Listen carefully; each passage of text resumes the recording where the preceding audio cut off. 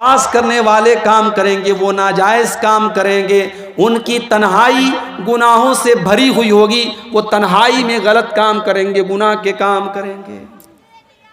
मेरे भाइयों, जब तन्हाई में शैतान आपसे गलत काम करवाए तो इतना ज़रूर सोच लेना कि आप तन्हा नहीं हैं, अल्लाह है और अल्लाह आपके साथ है, अल्लाह देख रहा है आप क्या कर रहे हैं, अल्लाह को हिसाब देना है।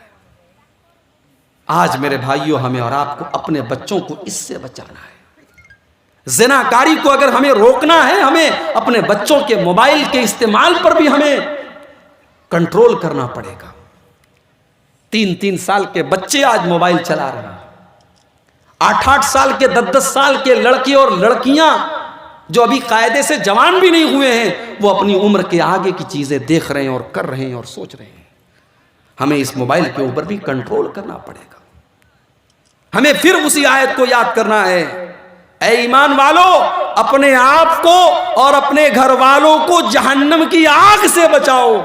जहन्नम की आग से बचाने के लिए हमें इस मोबाइल के इस्तेमाल के ऊपर भी गौर करना पड़ेगा। कहीं ये मोबाइल तो हमारे बच्चों को जहन्नम की तरफ लेके नहीं जा रहा है। ज़करिया अलैहिस्सलाम को देखिए, ज़करिया अलैहिस्सलाम हज़रत मरियम की परवरिश कर रहे हैं। मरियम के खालू हैं वो, और हज़रत ज़करिया मस्जिद के अंदर रहते हैं, मेहराब के अंदर रहते हैं। हज़रत मरियम अभी छोटी सी बच्ची हैं, वो भी अपने खालू के साथ मस्जिद के अंदर रहती हैं, मेहराब के अंदर रहती हैं। हज़रत ज़करिया जब मस्जिद के बाहर से मस्जिद में आते हैं, देखते हैं मरियम के पास बेमौसम का फल रखा हुआ है। अनार का मौसम नहीं है, अनार रखा हुआ है। सेब का मौसम नहीं है, सेब रखा हुआ है। बेमौसम का फल रखा हुआ है।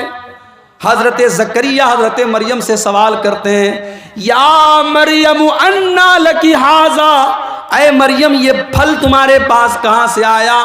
क़ालत हुवा मिन इंदिल्लाह। हज़रत मरियम जवाब देती हैं, ऐ खालू जान, ये फल तो अल्लाह ताला की तरफ से आया है। इन्नल्लाह यर्ज़ुक़ु मन यशाअ बिग़ैरि हिसाब। अल्लाह ताला जिसको चाहता है बगैर हिसाब के देता है। अल्लाह ने दिया है, अल्लाह दे रहा है। अल्लाह ताला बेहिसाब देता है, बगैर मौसम के भी अल्लाह ताला फल दे सकता है। अब हज़रत ज़करिया के दिल में ख़याल आया कि जब मरियम को बगैर मौसम का फल मिल सकता है, तो मैं 70 साल का 80 साल का बूढ़ा हो गया हूँ, दुनिया के एतबार से मुझे औलाद नहीं मिल सकती, मगर अल्लाह जब बेमौसम का फल दे सकता है तो मुझे औलाद भी दे सकता है। हुनालिका दा ज़करिया रब्बहू। हज़रत ज़करिया ने जब गौर किया तो आसमान की तरफ हाथ उठाए और दुआ की, रब्बि हबली मिन लदुनका ज़ुर्रियतन तय्यिबतन इन्नका समीउद दुआ। कि ऐ मेरे परवरदिगार, तू मरियम को बगैर मौसम का फल दे सकता है तो तू इस बूढ़े को औलाद भी दे सकता है। ऐ अल्लाह, तो मुझे नेक और साले औलाद अता फरमा। इन्नका समीउद दुआ, तू दुआ को सुनने वाला है। तो जैसे ज़करिया ने मरियम की परवरिश की और मरियम से पूछा कि तेरे पास ये फल कहाँ से आया। अगर आप एक बेटी के बाप हैं और आपकी बेटी कॉलेज में जा रही है और आपने उसको मोबाइल नहीं दिलाया है, लेकिन उसके पास मोबाइल आया, तो उससे पूछिए कि ये मोबाइल तेरे पास कहाँ से आया।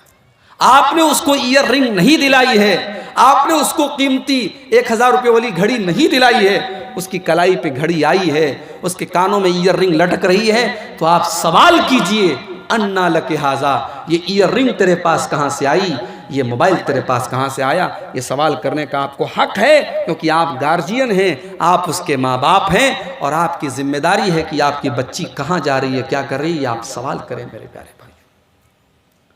कू अनफुसकुम व अहलीकुम नारा, अपने आप को और अपने घर वालों को जहन्नम की आग से बचाओ। लड़कियों का कपड़ा लेने के लिए जब आप जाएं, अगर बाप अपनी बेटी का कपड़ा लेने जा रहा है, शौहर अपनी बीवी का कपड़ा लेने जा रहा है, भाई अपनी बहन का कपड़ा लेने जा रहा है, तो कपड़ा लेने के टाइम भी आप सोच लें आप मुसलमान हैं, आपकी बहन, आपकी बीवी, आपकी बेटी भी मुसलमान है, उसका कपड़ा भी मुसलमान वाला कपड़ा होना चाहिए। अगर कपड़ा ऐसा है कि कपड़ा पहनने के बावजूद औरत का पूरा बदन नजर आ रहा है, कपड़ा पहनने के बावजूद औरत के अंदर के कपड़े भी बाहर से नजर आ रहे हैं। कपड़ा पहनने के बावजूद अगर औरत का पेट नजर आ रहा है, औरत का सीना नजर आ रहा है, औरत की पीठ नजर आ रही है, तो मेरे प्यारे भाइयों, हमसे बड़ा बेगैरत कोई नहीं होगा अगर हमने अपना ऐसा कपड़ा अगर अपनी बीवी को लाके दिया, अपनी बेटी को लाके दिया, अपनी बहन को ला करके दिया। आज हमारे घरों में कपड़े पहने जा रहे हैं साहब। शहरों की बात छोड़ दीजिए, देहात में, छोटे छोटे गांव में ऐसे कपड़े पहने जा रहे हैं। लड़कियां ऐसे कपड़े पहन रही हैं, औरतें ऐसे कपड़े पहन रही हैं जो बिल्कुल पारदर्शी हैं, जो बिल्कुल ट्रांसपेरेंट हैं।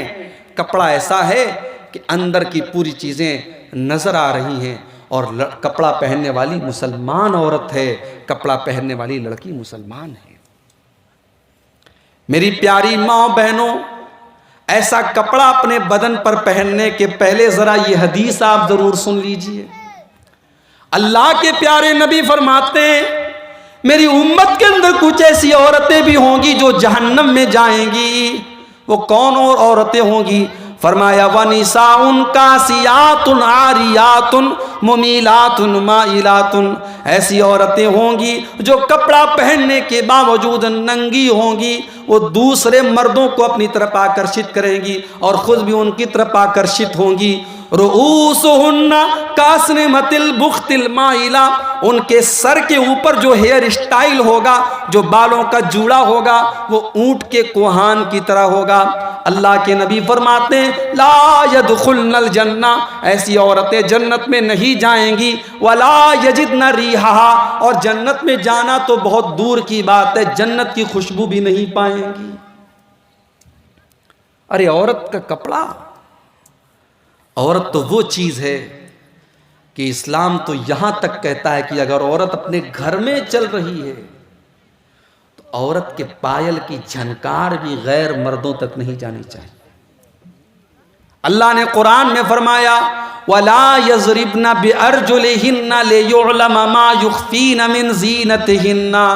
ऐ मुसलमान औरतों, जब तुम अपने घरों में चला करो तो तुम्हारे पायल की झनकार भी गैर मर्दों के कानों तक न जाए, क्योंकि तुम्हारे पायल की आवाज भी तुम्हारी जीनत है। तुम्हारे पायल की आवाज भी गैर मर्दों तक नहीं जानी चाहिए। औरत तो इस्लाम की नजर में वो चीज है मेरे भाई। औरत अगर मोबाइल पर किसी से बातें कर रही है, औरत के दरवाजे पर, घर के मकान के ऊपर कोई मेहमान आया है और औरत को उस मेहमान से कोई बातें करना है या मोबाइल पर किसी गैर मर्द से कोई बातें करना है, इस्लाम तो वो दीन है जिसने औरत को उस मोबाइल के ऊपर बात करने का तरीका भी कुरान के अंदर सिखाया है। अल्लाह ने फरमाया कि ऐ ईमान वाली औरतों, जब तुम्हारे दरवाजे पर कोई गैर मर्द आ जाए, या आज के दौर के हिसाब से मैं कह सकता हूं कि ऐ मुसलमान औरतों, जब तुम्हारे मोबाइल पर किसी गैर की कॉल आ जाए, किसी नए नंबर से कॉल आ जाए, किसी अजनबी आदमी की कॉल आ जाए, तो तुम कैसे बात करोगी? कुरान कहता है, फला तखज़ाना बिल क़ौलि फ़यत्मअल्लज़ी फ़ी क़ल्बिही मरज़, कि तुम उससे नरमी के साथ बात ना करना, तुम उसके साथ लचक के साथ बात ना करना, कहीं ऐसा ना हो कि सामने वाले के दिल में तुम्हारे लिए गलत ख्याल पैदा हो जाए। तुम मोबाइल के ऊपर किसी गैर मर्द से बहुत मिठास के साथ बात मत करो, कहीं ऐसा ना हो कि उसके दिल में गलत ख्याल पैदा हो जाए। जो इस्लाम ये तालीम दे रहा है कि मुसलमान औरत किसी गैर मर्द के साथ लचक के साथ, लोच के साथ, मिठास के साथ, सरलता के साथ बात न करे, बल्कि कड़क अंदाज में बात करे, वो इस्लाम क्या इस बात की इजाज़त दे सकता है कि एक मुसलमान लड़की ऐसा कपड़ा पहने जो बिल्कुल यानी उसको उसके जिस्म की नुमाइश कर रहा हो, और ऐसा कपड़ा पहन करके वो मार्केट में जाए, वो जलसे में जाए, वो किसी के घर जाए, शादी ब्याह में जाए? नहीं मेरे भाइयों, इस्लाम इसकी इजाज़त नहीं देता है। और हैरत मुझे उन लड़कियों पर नहीं है, हैरत मुझे उनके बाप के ऊपर है, उनकी माँ के ऊपर है, उनके भाइयों के ऊपर है, जो अपनी बहन बेटियों को ऐसे कपड़े दिलाते हैं। ऐसे भाइयों के लिए और ऐसे शौहरों के लिए भी एक हदीस आपको सुनाना चाहता हूं। जाते जाते वो हदीस भी सुन लीजिए।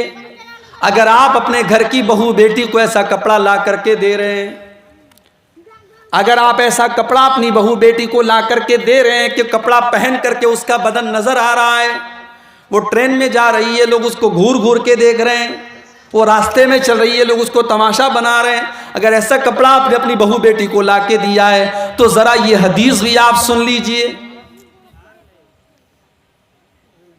अल्लाह के नबी फरमाते हैं, सलासतुन ला यंजुरुल्लाहु इलैहि